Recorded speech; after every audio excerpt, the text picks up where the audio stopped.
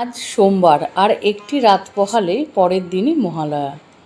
প্রথমে জানতে হবে মহালয়া শব্দের অর্থ কী। মহালয়া শব্দের অর্থ মহান যে আলয় বা আশ্রয়।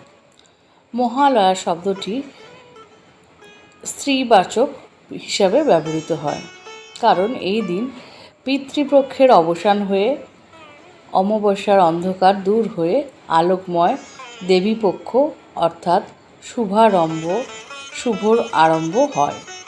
এখানে দেবী দুর্গাই হলেন সেই মহান আলয় বা আশ্রয় এবং শুভ আরম্ভের মহান ধাত্রী দেবী। সবাই নিশ্চিন্ত, মহালয়া মানে দুর্গাপুজো এসে গেছে আর দিন কয়েকের পরে, তাই দেবীকে আমন্ত্রণ ইত্যাদি এই সময়ের মাধ্যমে আমরা শুরু করে দিই। ত্রেতা যুগে ভগবান শ্রীরামচন্দ্র অকালে দেবীকে আরাধনা করেছিলেন লঙ্কা জয় করে সীতাকে উদ্ধারের জন্য। আসল দুর্গাপুজো হলো বসন্তে, সেটাকে বাসন্তী পুজো বলা হয়।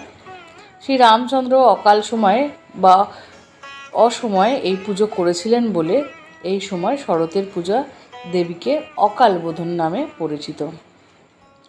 তাছাড়া কোনো কাজ, শুভ কাজ করতে গেলে, বিবাহ করতে গেলে প্রয়াত পূর্বপুরুষদের আমরা তর্পণ করি, অর্থাৎ তাদের অঞ্জলি প্রদান করতে হয়। তর্পণ মানে খুশি করা। ভগবান শ্রীরাম লঙ্কা বিজয়ের আগে এই দিনই এমন করেছিলেন পিতৃপুরুষদের উদ্দেশ্যে।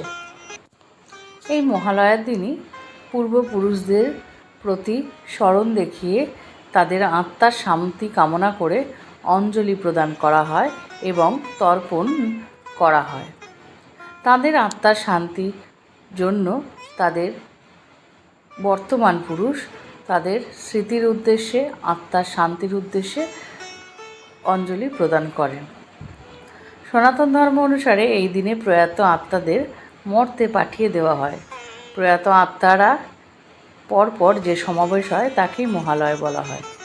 মহালয় থেকেই মহালয়া।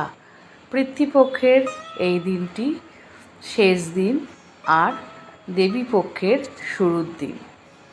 সন্ধিক্ষণে এই মহালয়া অনুষ্ঠানটি অনুষ্ঠিত হয়। সনাতন ধর্ম অনুসারে বছরে একবার মৃত পিতা বা মাতা ও পূর্বপুরুষদের পিণ্ডদান করতে হয় এই দিনে। সনাতন ধর্ম অনুসারে তাদের নানাবিধ কাজ, অর্থাৎ এখানে পিতা ও মাতার উদ্দেশ্যে যে পিণ্ডদান করা হয় বা অঞ্জলি প্রদান করা হয় তা সাধারণত তিথি অনুযায়ী হয়, তারিখ হিসাবে নয়।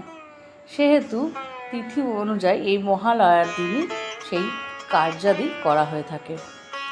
মহালয়া যারা গঙ্গায় অঞ্জলি প্রদান করেন পূর্বদের আত্মার শান্তির জন্য, তারা শুধু পূর্বদের নয়, পৃথিবীর সমগ্র কিছুর জন্য প্রার্থনা ও অঞ্জলি প্রদান করেন। এই মহালয়ার দিনই অসুর ও দেবতার মধ্যে সংঘর্ষ হয়েছিল, অর্থাৎ শুভ ও অশুভর মধ্যে এক দ্বন্দ্ব হয়েছিল। সেহেতু এই দিন অসুরেরা পরাজিত হয় এবং দেবতা অর্থাৎ মা দুর্গা মহিষাসুরকে বধ করে বিজয় অর্জন করেন। মহালয়ার দিন দেবী দুর্গার মৃন্ময়ী মূর্তিতে চক্ষু দান করা হয়ে থাকে। পিতৃপক্ষ ও দেবীপক্ষের সূচনা লগ্নকেই মহালয়া বলা হয়।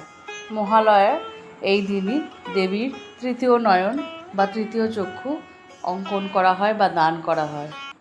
চক্ষু দান করার সময় পুরোহিত মন্ত্র জপ করেন আর সেই সময় সেই লগ্নে প্রথমে দেবীর বাম চক্ষু ও পরবর্তীতে ডান চক্ষু দান করা হয়। এই মহালয়ার দিন চক্ষুদান করা হয়। এই সম্পর্কে নানাজনের নানা মত আছে। মহালয়ার অর্থ হলো মহান যে আলয়, আর এই আলয় বা ভক্তের আশ্রয়স্থল হলো স্বয়ং দেবী। দেবীপক্ষের শুরুতেই দেবীর আগমন বার্তা 10 দিক ছড়িয়ে দিতেই এই রীতি মেনে চলা হয়। এই নাম মহালয়া বা দেবীর আগমন, পিতৃপক্ষের অবসান এবং দেবীপক্ষের শুরু। মহালয়ার পরবর্তীতে দেবী দুর্গার চক্ষুদান এক বিরাট গুরুত্বপূর্ণ ঘটনা। আজকের এই ছোট্ট ভিডিওটি ভালো লাগলে লাইক, শেয়ার, সাবস্ক্রাইব করো, সঙ্গে থেকো। জয় মা জগৎ জননী দেবী দুর্গা।